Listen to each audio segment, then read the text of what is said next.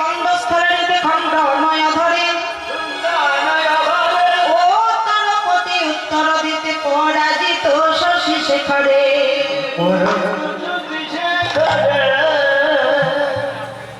এখনো কিন্তু অভিমান হয়নি। এই যে আপনার শরীরের মধ্যে অভিমানের গন্ধ পেয়েছেন, এইবার অভিমানটা হবে কখন? কপট কলাগুরু গোবিন্দ, কপট কলাগুরু চাকরি করি কত, কপট কলাগুরু চাকরি করি কত,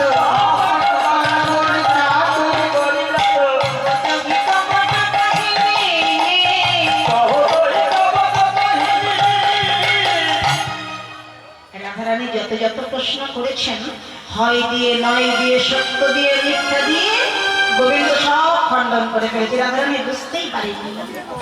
কিন্তু ঘটনাটা ঘটলো কি না, খানো কালে চন্দ্রা বলি সখিয়া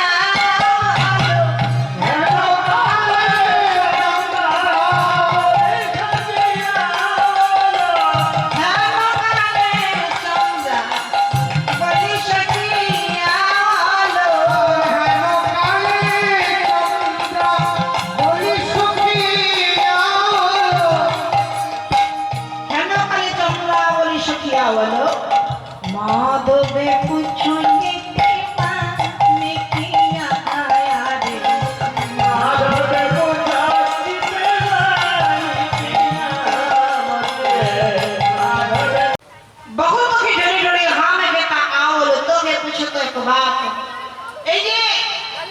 চন্দ্রাবলীর সখী পদ্মাকে দেখে তো গোবিন্দের হয়ে গেছে ভয়। বাবা এখন যদি বলে দেয় যে ওদের কোন যে গত নিশীতে আমি ছিলাম, তাই পদ্মাকে দেখি গোবিন্দ কাঁপছে আর ইশারায় বলছে, পদ্মা তোমার চরণ ধরি, তোমার মিনতি করি, পদ্মা তুমি দয়া করো, পদ্মা তুমি দয়া করো, আমার ক্ষতি করো না। আর পদ্মা চোখের গুলি ঘুরিয়ে ঘুরিয়ে বলছে, দাঁড়া আমি কি করতে পারি দেখাচ্ছি। এই যে ললিতা বিশাখা চিত্রা চম্পলতিকা তুঙ্গবিদ্যা ইন্দুরেখা রঙ্গদেবী সুদেবী এবং রাধারানী সবার মাঝে দাঁড়িয়ে পদ্মায় হয়ে দাঁড়িয়ে বলছে, এই যে কি ব্যাপার, হ্যাঁ কেন তুমি এখানে, কেন তুমি এখানে, কেন তুমি এখানে, কেন তুমি এখানে। ভঙ্গিটা কেমন মনে করো, আমার স্বামী ওই পাশের বাড়ি যেতে খুব ভালোবাসে, খুব পছন্দ করে, কিন্তু আমি একেবারে চাই না যে আমার স্বামী ওখানে যাক। তাহলে কি হবে, লুকিয়ে লুকিয়ে যায়। এবার লুকিয়ে লুকিয়ে যখন যাচ্ছে আমার হাতে ধরা পড়ে গেছে, তখন আমি কেমন রব করে বলবো আমার কি ব্যাপার, বলি কেন তুমি এখানে, কেন তুমি এখানে,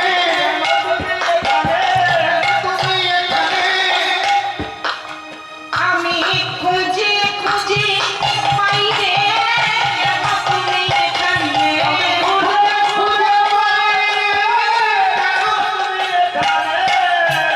খুঁজে পাও ও বলে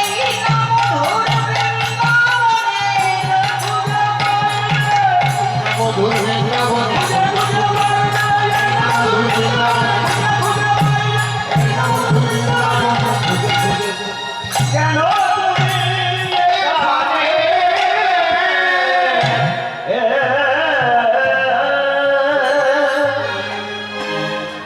এই কথা যেই না বলেছে ললিতা রাগ হয়ে গেছে।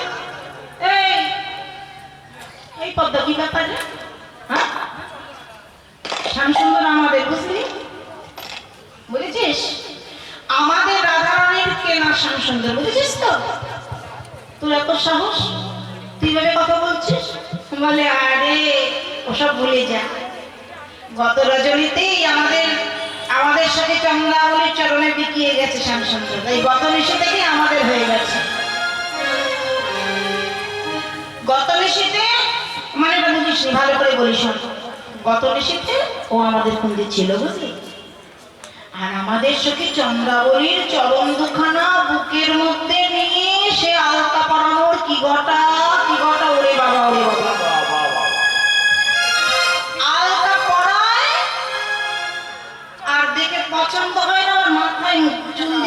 বসে বসে মরছে।